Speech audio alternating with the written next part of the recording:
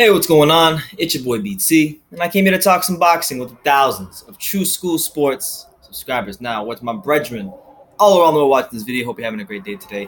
Do yourself a damn favor, hit the subscribe button for the best in boxing here on True School Sports. You know, let's talk about it, man. Fury Wilder, that's the talk of boxing right now. I know there's like Pedraza, Lomachenko coming up. I know Donna Stevenson is in critical condition, so prayers do go out to Donna Stevenson. He got pieced up by Vosdick, and his title reign ended in a very, very devastating fashion. That make a video on that later, but really wanted to talk about this fight because the night that it happened, for me personally, there was so much emotions and there were so many things I was trying to interpret. I don't want to say I couldn't believe what was happening, but it got to that point where I was like, yeah, wow, this really happened. They really gave this man Wilder a draw. So, there was that. And last but not least, wanted to also say thank you for 15,000 subscribers. Been a long journey here on True School Sports, so 15K, good milestone.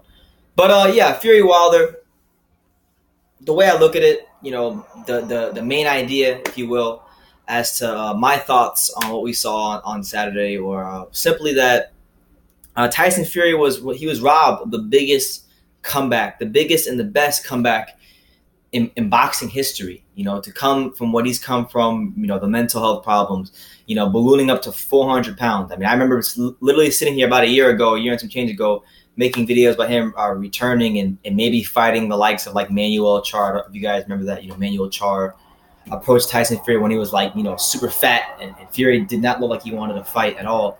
And I thought to myself, yeah, this guy is never getting back into the ring, ever. It's never happening again. In my mind, I thought that to myself. And then he slowly, he made his rounds in the gym, began to slowly take off the weight.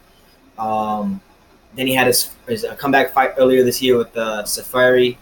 Then he fought Pianetta in August. And then when I announced that he was going to fight Wilder, I really couldn't believe it. I thought it was like a hoax. I thought it was like I really had to kind of wait for the official announcement, because there was no way in hell I thought this man was going to fight Wilder, but he fought Wilder, and then on the night of the fight, to say that he looks good and fought really well would be an understatement. I would even venture to say that even despite him being knocked down twice in the fight, to me, this was a more complete performance than the Klitschko fight.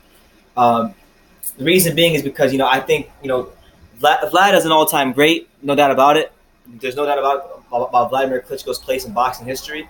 But in terms of the styles, Wilder's bringing a lot more to worry about, as far as the one-punch knockout power, his awkwardness himself. Like Fury, he himself was an awkward fighter. So in some ways, Fury was kind of facing the challenge that fighters face when they fight him, which is fighting a guy who's really awkward and Wilder, and you could be winning the whole fight as Fury was. He was, putting rounds in the bank, round after round after round in the bank. And then the 12th round, Wilder was able to catch him with that one big shot and change the whole complexion of the fight. But despite all that, in terms of in the manner in which he himself fought Fury, his defense in this fight, much like the Klitschko fight, was exceptional. But it wasn't just so much the defense; it was how he was able to operate from the outside, how he was able to operate from mid range. Even at times on the inside, there were instances in the fight where Fury would threw some body shots on Wilder, and you saw Wilder feel those body shots. So just overall, I thought his overall fight game skill set was showcased a lot more in this fight. And even from the vulnerable standpoint, like when he got hit, he even showed that toughness that Emmanuel Stewart was talking about all those years ago. So, you really have to give it to Fury, man. I'll be honest with you. I've said a lot of things on YouTube over the last couple of years covering boxing. Some of the stuff wound up being true, and I looked like a genius. Some of the stuff sounded like complete. It was complete drivel from my mouth, and I looked like a complete idiot. So there was, with this fight, more particularly this fight, I felt so strongly about Tyson Fury and his ability and what I was seeing in the ring from him, that I was willing to just put my credibility out there on the line and say, look, I'm going to make these videos 3 reasons why Tyson Fury beat Wilder, 3 reasons why Tyson Fury beat Wilder Part 2. I basically made it 6 reasons why I think Tyson Fury will beat Wilder. And people call me crazy. People said he's going to get ice, he's going to get killed. You don't know what you're talking about. But you know, as I've said before, and I'll say it again, and now that it's been proven, at least a little more, there's more credence to what I'm saying because now he's fought a top heavyweight. When Tyson Fury is focused and fit, he is the best heavyweight in the world. I've said that, tried to say that as much as possible so that people understand what I'm saying. I try to explain it to my best ability as much as I can, that he is the best heavyweight in the world when he is healthy and when he is fit. Right now he's healthy, mentally, spiritually, physically, he's healthy, and he damn sure was fit. I will say that he can definitely fight at 256. That's a good weight for him. But I think an even better weight for him would probably be something more closer to what he weighed in the Klitschko fight, which I believe was around 247 ish. So if he can get somewhere closer to that 247 range, if they do the rematch, I think that might bode well for him because he'll be able to be a little bit lighter on his feet and not just slip the punches, but slip the punches and be able to counter off with a little quicker. Because you got to understand, Wilder's a fast heavyweight himself. Wilder was light on his feet as well. Wilder came in at 212. So you knew Wilder was going to have a lot of quickness and speed, and he did. Although he was loading up for that one shot, and Wilder doesn't really have a lot of boxing skills, so he doesn't know how to set things up. Fury, he was still able to find his shots later on in the fight. But regardless, I just wanted to say, because I'm gonna have a slew of videos coming out about this fight. I thought Fury was robbed. The people know, and America knows, and the world knows that Fury won this fight. So people are gonna know that. But the fact of the matter is, when history books are written, it's still gonna go down as a draw, and I think that's very unfair. I think that's very it sucks because it's not just the performance itself was great. The performance itself was great, but when you add the performance he put on with also knowing what it took for him to produce that kind of performance, it kind of sucks that he didn't get rewarded for the performance. You see what I'm saying? So we know boxing is not fair, such as life, but there will be a rematch, and I think Tyson Fury in this fight, what he proved to me in the boxing world is that he does still that fire inside of him. He still does have that desire to be the best inside of him. And it's bigger than him now. It's not just about him being this great champion. He's fighting for what he believes in, which is being an advocate for mental health and kind of being a spokesman for people that are going through mental health problems. But take it for what it's worth. But it's pushed him to this point to be not just a name in the heavyweight division, but a legitimate player in the heavyweight division. Because for a while, for most of this year, it's been Fury. It's been Wilder, Joshua. All we talked about was Wilder, Joshua.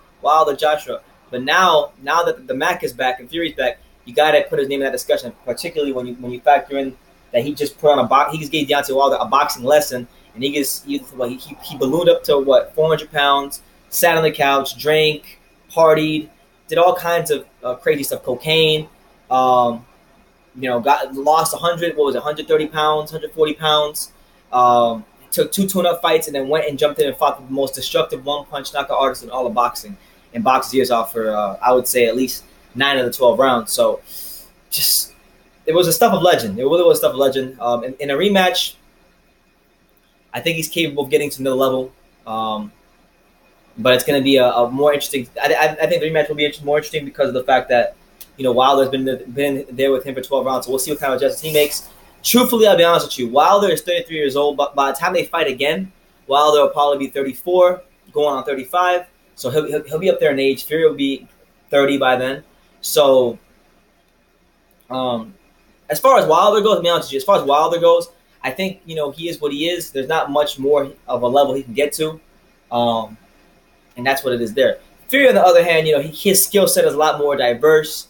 This really was only his 3rd fight in the comeback, and it's his first significant fight since the Klitschko fight. So I still think, with a couple more rounds and getting down, cutting at 7 to 8 pounds, he could probably get a little more quickness and he could find another level of that he can get to, and that's what kind of excites me. If anything would excite me about the second fight, it's that right there, and seeing if he could actually go full 12 rounds without getting clipped by Wilder. So, yeah, man, main idea of this video is that Fury was robbed of the greatest comeback in boxing history because it would have been so storybook if they would have just gave him the decision and allowed him to have that moment.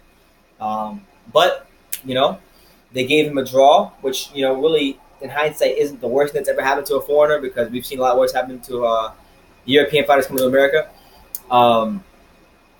But still, it kind of feels like a loss.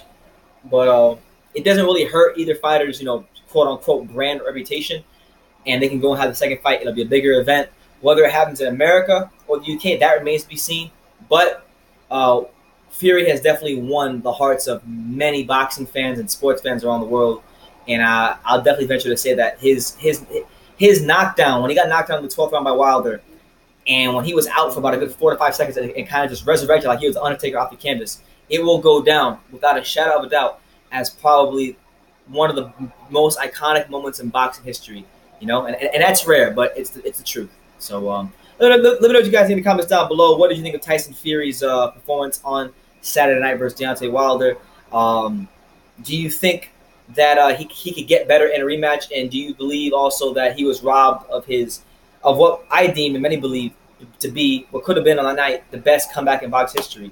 And it still might be. We don't know, but we'll see as the rematch takes place. But let me know what you guys think in the comments down below.